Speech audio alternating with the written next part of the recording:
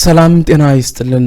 ከኢህአዴግ ጋር ድርድር የሚያደርጉት የተቃዋሚ ፖለቲካ ፓርቲዎች ለሶስት ቡድን መከፈል በአንበሳ የከተማ አውቶቡስ ጋራጅ በደረሰ የሰዓት ቃጠሎ 46 ሚሊዮን የሚጠጋ ብር መውደሙ፣ 500 ኪሎ ግራም የምትመዝነው ግብጻዊ ለሕክምና ወደ ህንድ ሀገር ማቅናቷ ዛሬ የምንቃኛቸው የኢትዮ ታይም አብይ ዜናዎች ናቸው። አብራችሁን ቆዩ።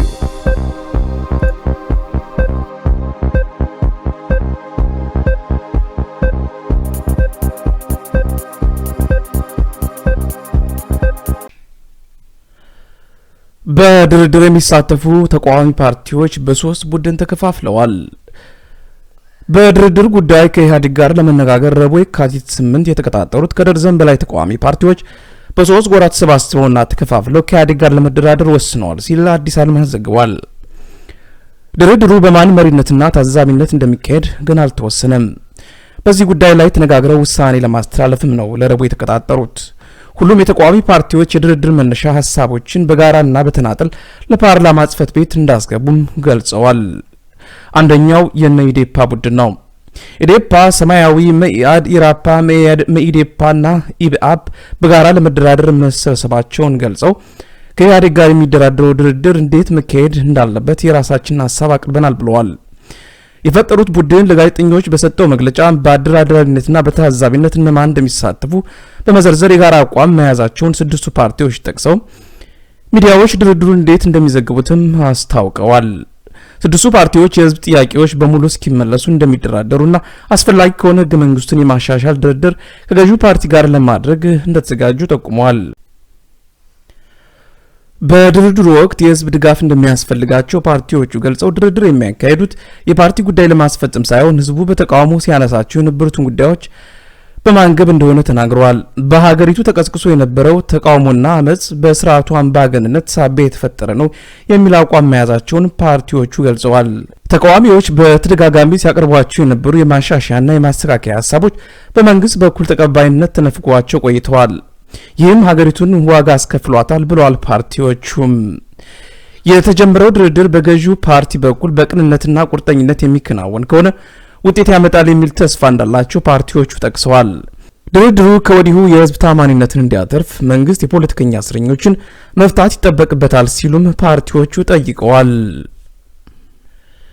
የኢህአዴግ ጽህፈት ቤት ኃላፊ አቶ ሽፈራው ሽጉጤ ድርጅታቸው የውይይት ሀሳቦችን ፕሮፖዛል ለፓርላማ ማስገባቱን የገለጹ ሲሆን ድርድር በሚያስፈልጋቸው ጉዳዮች ላይ በግልጽ ለመደራደር፣ ክርክር በሚያስፈልጋቸው የፖሊሲ ጉዳዮች ላይም ለመከራከር ወስኗል ብለዋል። ረቡዕ በሚደረገው ውይይት ድርድሩን ማን ይምራው፣ በምን መልኩ ይካሄድ በሚለው ጥያቄ ላይ ፓርቲዎቹ በውይይት ይወስናሉ ብለው እንደሚጠብቁ አቶ ሽፈራው ጠቁመዋል። በድርድሩ ስምምነት ላይ የሚደረስባቸው የህግ ለውጦችና ማሻሻያዎች በአጭር ጊዜ ውስጥ ተግባራዊ ይደረጋሉ ብለዋል አቶ ሽፈራው ሽጉጤ። የዜና ምንጫችን አዲስ አድማስ ነበረ።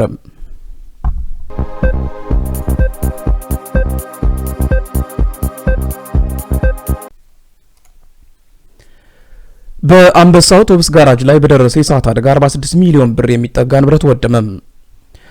በንፋስ ስልክ ክፍለ ከተማ ወረዳ 2 ልዩ ቦታው ጀሞ አካባቢ በሚገኘው አንበሳ የከተማ አውቶቡስ ጋራጅ ውስጥ ቅዳሜ የካቲት 4 ቀን 2009 ዓ.ም ከሌሊቱ 9 ሰዓት በተነሳ የእሳት ቃጠሎ አደጋ 11 ያህል አውቶቡሶች ሲቃጠሉ 445 ያህሉ መትረፋቸው ታውቋል።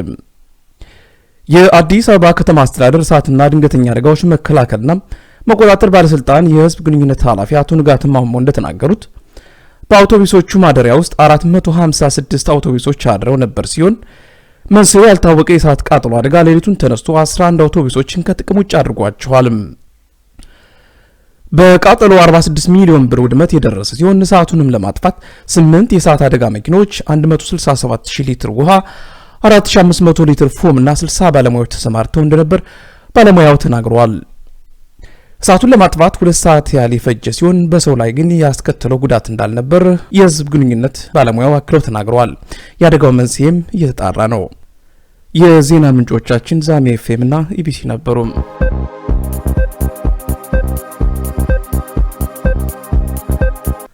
አምስት 500 ኪሎ ግራም የምትመዝኗ ግብጻዊት ለቀዶ ሕክምና ወደ ህንድ አቅናች።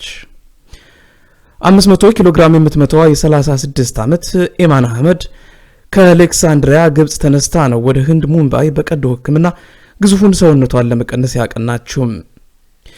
የኢማን አህመድ ቤተሰቦች በሰውነቷ ግዝፈት ሳቢያ ለ25 ዓመታት ከቤቷ በፍጹም ወጥታ እንደማታውቅ ተናግረዋል። እናም ይህ ለኢማን ውጪውን የተመለከተችበት የመጀመሪያው አጋጣሚ ሆኗል። በዚህም ፍጹም ደስታ እንደተሰማት ቤተሰቦቿ ተናግረዋል። የቀዶ ሕክምና ከመደረጉ በፊት ለ1 ወር ተዛማጅ የሕክምና ክትትል ይደረግላታል። ከዛም የኢማን ክብደት ከ100 ኪሎ ግራም በታች ለማድረስ ሕክምናው 3 ወር አካባቢ እንደሚወስድ ከቢቢሲ ያገኘነው መረጃ ያስረዳል። የቀዶ ሕክምናውን የሚያደርጉላት ህንዳዊ ዶክተሮች ወደ ግብጽ በማቅናት ከዋና የቀዶ ሕክምና በፊት መደረግ ያለባቸውን ቅድመ ሕክምና ማድረጋቸውን የሲሲቲቪ ዘገባ ደግሞ ያስረዳል።